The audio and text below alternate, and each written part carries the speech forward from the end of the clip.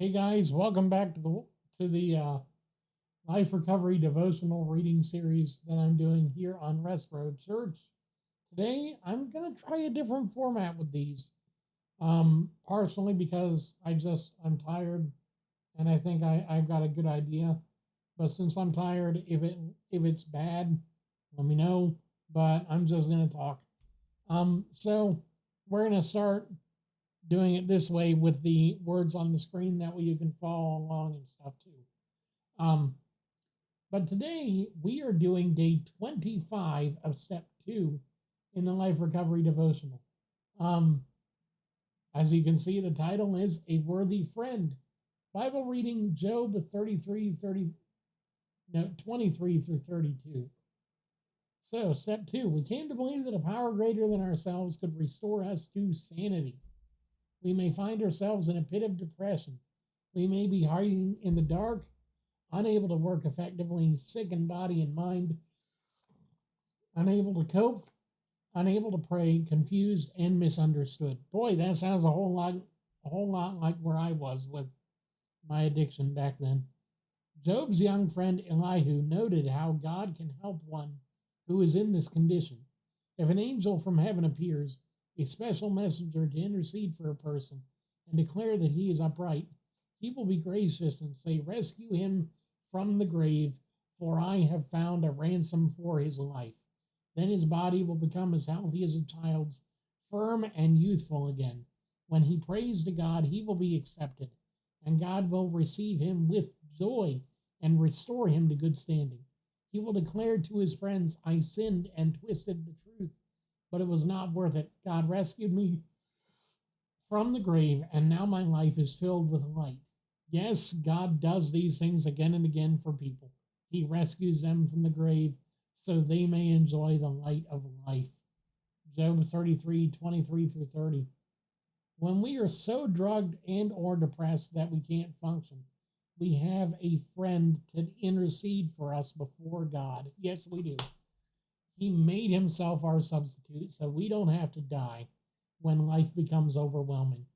God is in the business of restoring health to our bodies, reviving our darkened spiritual lives, renewing prayer, restoring us to our jobs, and making it so we can face the light of day. When we're in the pit of depression, we can be assured that God can bring us out because he has successfully done it for many others. Yes, he has. Yes, he has. God is in the business of restoring lives, and he starts right where we are. Amen to that. Let me just tell you something about how I was able to be restored to my life. Now, this is going back a year and like 6 months, 7 months, something like that. So, around, I'd say mid July, August, September ish area. I'm not exactly sure exactly when time period wise. I was still very much in my addiction and um, in my drunkenness and just alcoholism. So it might have been a while, but I started to come against a lot of depression and anxiety during that time that started to deepen and deepen and worsen and worsen. And around the time of my 29th birthday, I decided I had had enough and I didn't want to be here anymore. I was thinking I would go ahead and go out before my my 30th birthday, and I would do it on my own terms. I Okay, that would have been 2019. Okay, 2019. Okay, so that's 2001. I mean, yeah, 2001, 2011, 2021. Yeah, well, okay, so about uh I don't know. Yeah. Well, it was 2020, so yeah, about my 29th, 30th birthday. So I decided I was going to take a whole bottle of pills, sleeping pills, go to sleep and not wake up ever again. God decided, we ain't having that. We have you as a pastor. in the future. We have you as a leader in the future. We have you as a messenger in the future. And we got a plan for you. So you're staying right here. I woke up the next morning, and for some reason, I felt the need to call my pastor and talk. I said, we need to get together. We need to talk. We had a long discussion that day. I talked about my issues with pornography. I talked about my issues with anxiety, with depression, I didn't tell him about the attempt. He didn't know about that until I just gave my testimony a few weeks ago in group. He did not know because I didn't want him to be burdened with that kind of knowledge that it was a razor's edge. But he helped me with a whole lot of things.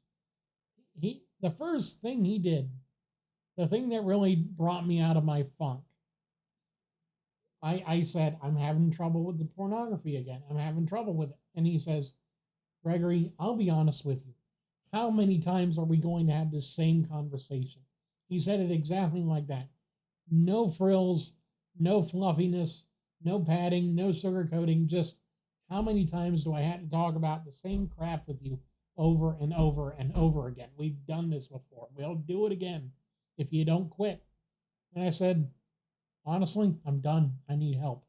And he says, thank God I've been waiting for you. I've been waiting for you to say that because I'm tired of you. You know, he was tired of me basically giving him a line of bull, expecting him to believe it, and expecting him to help me fix it for a temporary amount of time so I could feel good, and then I'd go back to it later. Because that's what I was doing. I would be okay for a minute, and then I'd end up going right back to it, because I always did.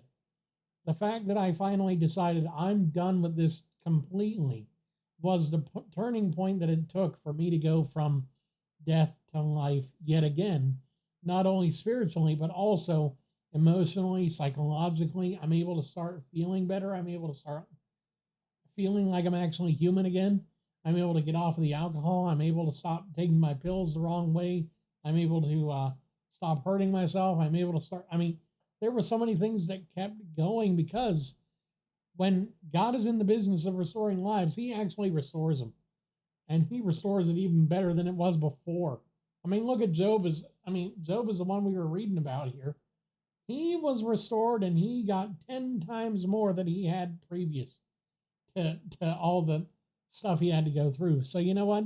If you think you're too far gone, you're not. You just have to wait and be patient because God's got a plan for you too. Thank you guys so very much for watching, reading along with me, listening to me rant while I go on about stuff, and just being here while I share this wonderful gospel of regeneration, restoration, and recovery with you guys through this series. I hope you have a wonderful day, and I will see you guys again in the next video.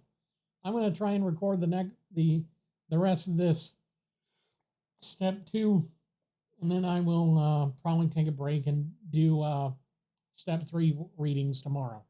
I've got I don't have the whole day, but I've got half a day after I come back home. So I can do it then. Anyway, God bless. Have a wonderful day. Love you guys, and see you next time.